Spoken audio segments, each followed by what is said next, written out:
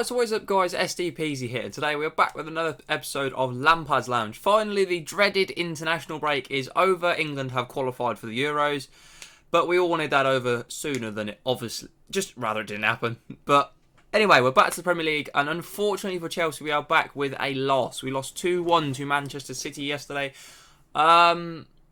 Interesting game. I'm not too displeased with the result, really.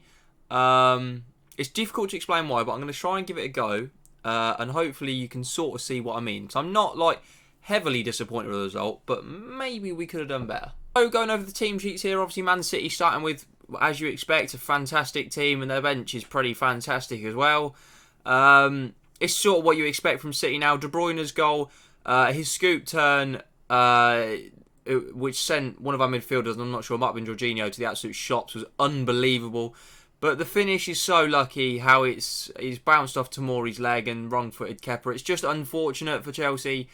It's a difficult one to take because it's a really unfortunate deflection, and it's just nothing you can do about it. But obviously it was made well by his scoop turn, which was unreal. So you kind of ride your luck, don't you? And then Mahrez's goal is just very good. It's a very good cut in, and it's a very good finish. You can't complain with it, really.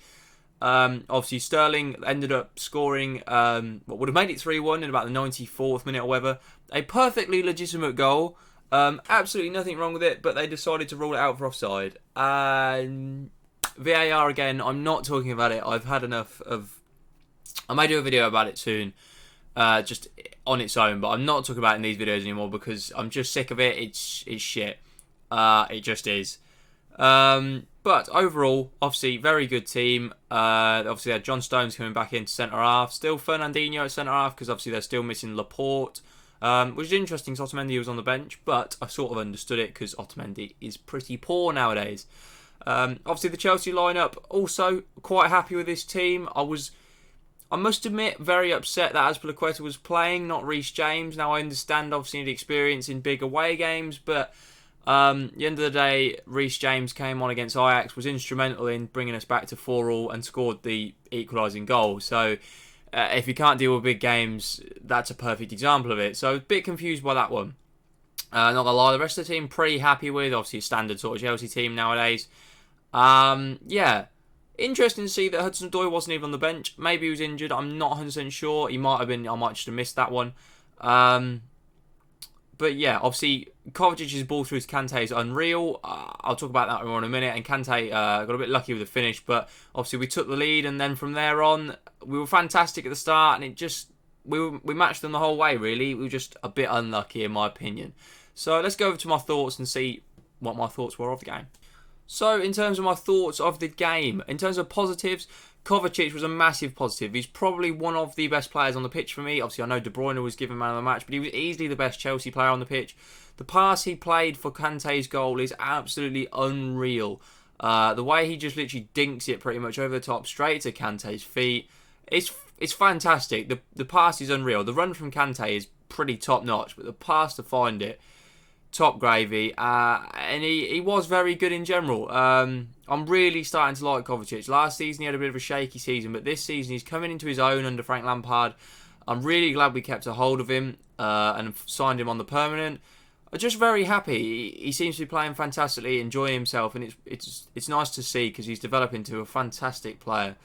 And also the fact that we held our own against a Man City team with quite a similar team that lost 6-0 there last season. Let's be honest, obviously we've not signed anyone new. Obviously I know there's some young players now playing, but we lost there 6-0 last season. And this season we've lost 2-1, and we could, I think, even realistically should have got something from the game, even just a point. So, I mean, you can't complain about that. We held our own against the champions of England for the last 2 seasons running, the record-breaking Pep Guardiola's title-winning team.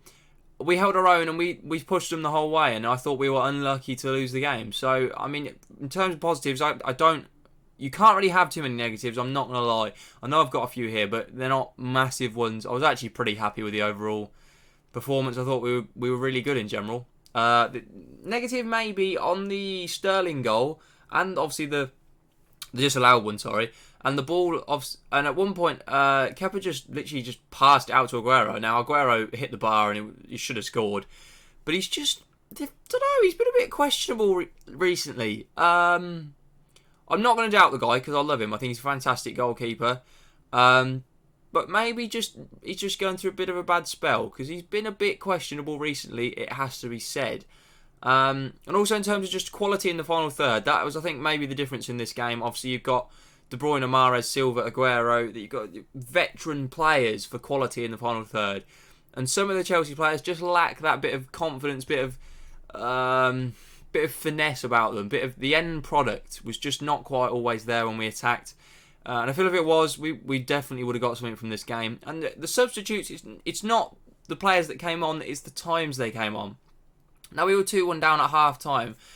Personally, I thought those changes should have been made a lot sooner. I thought 15 minutes at the end wasn't long enough for those changes to have a big impact on the game. They maybe should have been given at least sort of half hour to try and impact the game. The substitutes themselves I liked, but they were made too late, in my opinion. Obviously, the Reece James one was one I thought he should have started anyway. But Mount and Batshuayi were made too late in the game for me to have a decent enough impact. So, another episode of Lampard's Lounge Down. Like I say, thought we were very unfortunate not to come away from this game with anything at all. But yeah, that's just the way it goes sometimes, and that seems to be what happens when you play champions. They just scrape out results. It's like we played Liverpool twice and Man City once now, and we've lost all 3 games, and I thought maybe we could have won all 3 games, or at least got points from all 3 games. So it's just the way it goes sometimes. It's just the luck of the draw, and obviously being a title winning team, you get those results. But that's to come. Obviously, we're a developing team under Lampard, a lot of youth players. It's a new system. You've got to trust the process as a Chelsea fan, and I more than do that. So I'm actually not too disheartened by this result. But let me know what you thought in the comments of this result and the performance. Where you think Chelsea will finish this season. I said it at the start of the season, I said top 4, and I'm very confident we will finish in the top 4 this season. So yeah, as long as we keep things up, I don't see why not. But thank you very much for watching. Please drop a like on this video. Support these with the likes. I've noticed the likes going up recently, so thank you very much. Let's keep that going. Let's try and aim for 5 likes on this episode. That would be fantastic. Thank you very much for watching. Subscribe if you are new around here and hit that notification bell. We upload every single day, so you'll get a notification straight to your phone every time we upload at 6 PM. Thanks for being here, and peace.